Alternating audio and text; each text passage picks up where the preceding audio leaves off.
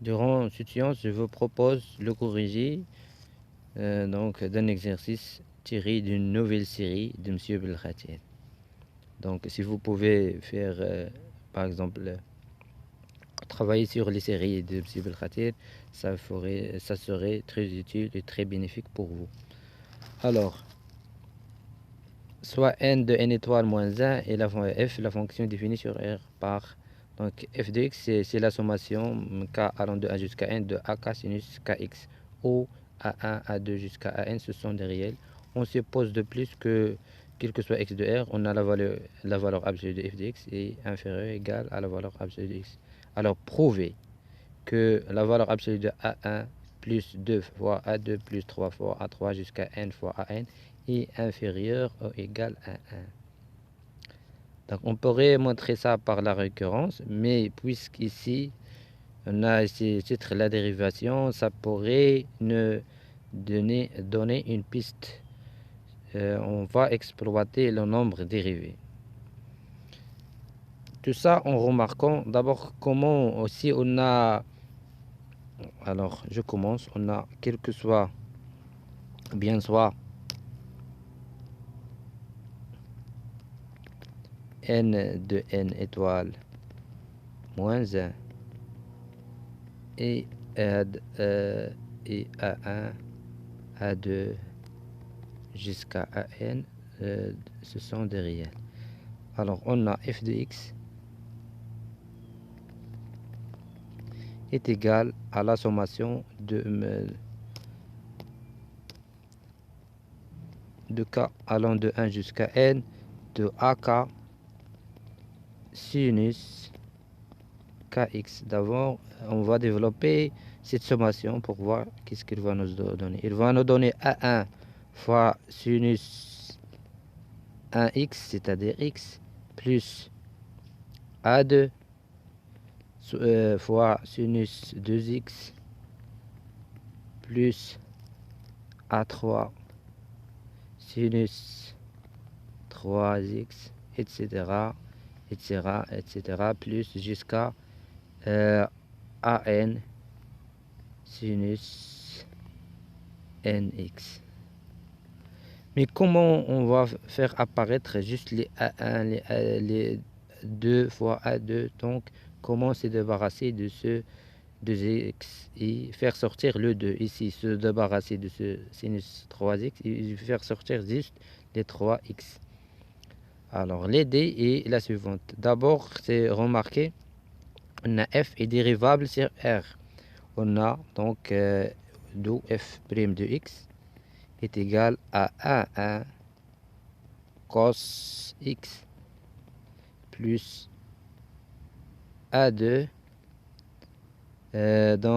fois, je fais sortir le 2 bien sûr, je dérive à l'intérieur, donc 2 fois A2 cos 2x, donc plus jusqu'à n fois an cos nx.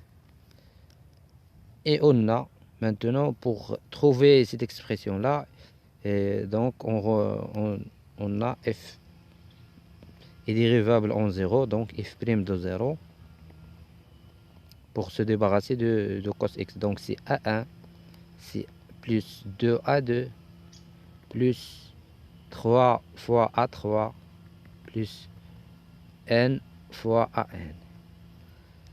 D'où la valeur absolue de f' de 0, c'est exactement.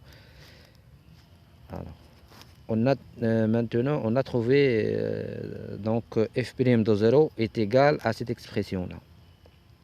Alors il nous reste donc d'exploiter le données suivant. On va, c'est-à-dire, alors on a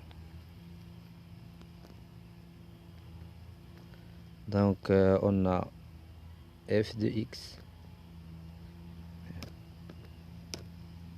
on a limite quand x tend vers, pour exploiter ça, donc si x est différent de 0, je divise par la valeur absolue de x, je vais trouver que il est inférieur ou égal à 1. Donc limite quand x tend vers 0 de f de x moins f de 0 sur x moins 0 est égal à f' de 0. C'est-à-dire limite quand x tend vers 0 de la valeur absolue de f de x. F de 0, c'est 0 sur x moins 0. F de 0, si vous remplacez cette sommation ici, f de 0, donc vous allez trouver 0 plus 0 plus 0, c'est 0. Donc, il est égal à la valeur 1, à f' de 0. Donc, comme j'ai déjà dit, donc c'est-à-dire de f de x sur x. Donc, et puisque donc عندنا هذه هي f' de 0. Et puisque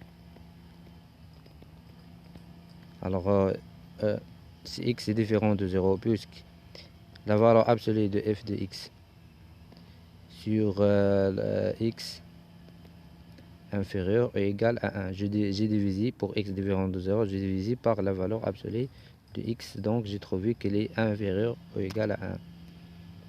Donc, c'est-à-dire,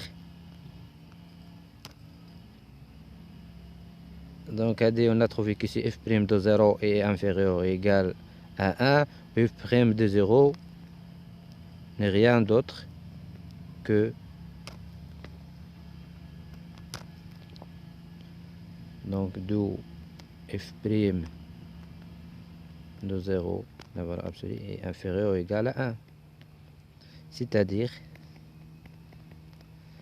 f' de la valeur absolue de f' de 0, c'est la valeur absolue de A1 plus 2 fois A2 plus 3 fois A3 plus n fois AN est inférieur ou égal à 1. Donc, ça, c'est la solution que je vous propose. Vous pouvez montrer ça aussi par la récurrence. Donc, mais je pense que cette méthode est plus abordable. Et en relation aussi avec le titre de la série. Merci pour votre attention et à la prochaine dans une nouvelle vidéo.